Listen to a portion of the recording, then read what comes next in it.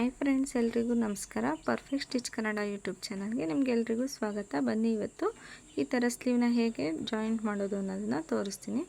First ಫ್ರೇಮ್ಗೆ ಬಟ್ಟೆ fix ಮಾಡ್ಕೊಳ್ಳಿ. Fix ಮಾಡಿಕೊಂಡು ನಾವು ಯಾವ ನಂಬರಲ್ಲಿ ಡಿಸೈನು ಹಾಕ್ತೀವಿ ಅನ್ನೋದು ನೋಡ್ಕೊಳ್ಳಿ. ನಂಬರ್ನ ಸೆಲೆಕ್ಟ್ ಮಾಡ್ಕೊಳ್ಳಿ. ಪೆನ್ ಕೊಟ್ಟಿರ್ತಾರೆ ಈ ಥರ ಉಷಾ 550 ಮಿಷಿನಲ್ಲಿ. ಪೆನ್ನಲ್ಲೇ ಆದಷ್ಟು ವರ್ಕ್ ಮಾಡಿ.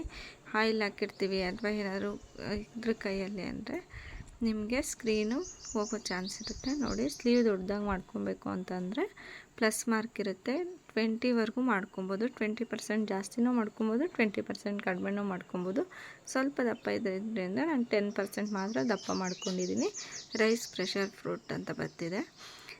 ಪ್ರೆಷರ್ ಫ್ರೂಟ್ನ ರೈಸ್ ಮಾಡಬೇಕಾಗತ್ತೆ. ಆವಾಗ ಓಕೆ ಕೇಳುತ್ತೆ. ಓಕೆನ ಪ್ರೆಸ್ ಮಾಡಿ ನೀವು ಬಟ್ಟೆ ಇವಾಗ ಯಾವ ಥರ ಬೇಕು ಅಂತ ಹಾಕ್ಕೊಳ್ಳಿ. ನೋಡಿ, ನಾನು ಫ್ರೇಮ್ನ ಈಚೆ ತೆಗಿಯೋದಿಲ್ಲ.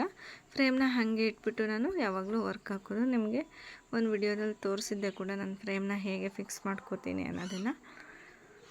ನೋಡಿ, ಈ ಥರ ಫ್ರೇಮ್ ಅಲ್ಲೇ ಇಟ್ಟು ಹಾಕೋದ್ರಿಂದ ನಮಗೆ ಸ್ವಲ್ಪ ಟೈಮ್ ಅನ್ನೋದು ಸೇವ್ ಆಗುತ್ತೆ. ಈಚೆ ಮತ್ತೆ ತೆಗೆದು ಹಾಕಿ ಮಾಡೋದಕ್ಕಿಂತ ಅಲ್ಲೇ ಸೈಡಿಗೆ ಫ್ರೇಮ್ನ ಬಿಟ್ಟು ಬಟ್ಟೆನ ಈ ಥರ ಅಡ್ಜಸ್ಟ್ ಮಾಡಿಕೊಂಡ್ರೆ ಆಯಿತು. ಬಟ್ಟೆ ಫುಲ್ ಟೈಟಾಗಿರಬೇಕಾಗತ್ತೆ, ಇಲ್ಲ ಅಂದರೆ ರಿಂಕಲ್ಸ್ ಬರುತ್ತೆ. ಡಿಸೈನ್ ಅನ್ನೋದು ಅಷ್ಟು ಫಿನಿಶಿಂಗ್ ಬರೋದಿಲ್ಲ, ಬಟ್ಟೆ ಅಲ್ಲಲ್ಲೇ ಸುತ್ತಕೊಳ್ಳುತ್ತೆ.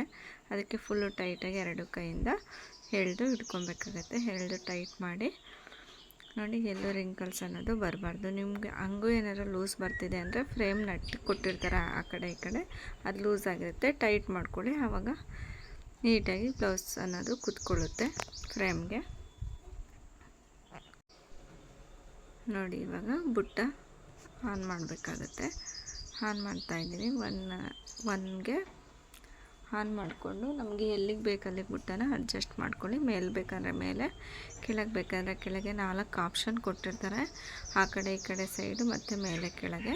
ನನಗೆ ಕರೆಕ್ಟಾಗಿ ಅಲ್ಲಿಗೆ ಬೇಕು ನಾನು ಫಿಕ್ಸ್ ಮಾಡ್ಕೊಂಡಿದ್ದೀನಿ. ನಿಮ್ಗೆ ಯಾವ್ದು ಬರ್ತಿಲ್ಲ ಅಂತ ಗೊತ್ತಾಗಲ್ಲ, ಮಿಕ್ಸ್ ಬರ್ತಿದೆ ಅಂದರೆ ಆ ಥರ ಮೇಲ್ಗಡೆ ಚಿಕ್ಕ ಫ್ಲವರ್ನ ಆನ್ ಮಾಡಿಕೊಂಡ್ರೆ ನಿಮ್ಗೆ ಇವಾಗ ಯಾವ ಡಿಸೈನ್ ಪ್ರೆಸೆಂಟ್ ರನ್ ಆಗ್ತಿದೆ ಅನ್ನೋದು ಗೊತ್ತಾಗುತ್ತೆ. ಆವಾಗ ನಿಮಗೆ ಕಲರ್ ಹಾಕೋದಕ್ಕೆ ಈಸಿ ಆಗುತ್ತೆ.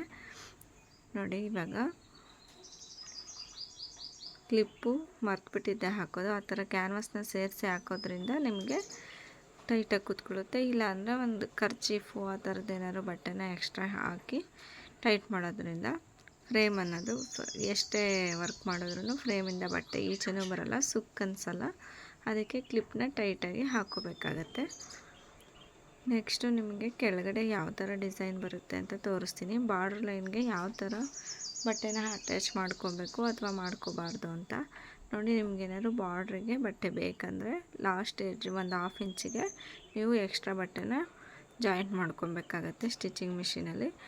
ಇದು ಬಾರ್ಡ್ರು ತುಂಬ ದೊಡ್ಡದಿದ್ದರಿಂದ 1/2 ಇಂಚ್ ಸ್ಟಿಚಿಂಗ್ ಮಾರ್ಜಿನ್ ಹೋಗಿ ಇನ್ನೊಂದು 1/2 ಇಂಚ್ ಎಕ್ಸ್ಟ್ರಾ ಇರುತ್ತೆ. ಅದರಿಂದ ನಾನೇನು ಬಟ್ಟೆನ ಜಾಯಿಂಟ್ ಮಾಡ್ಕೊಂಡಿಲ್ಲ.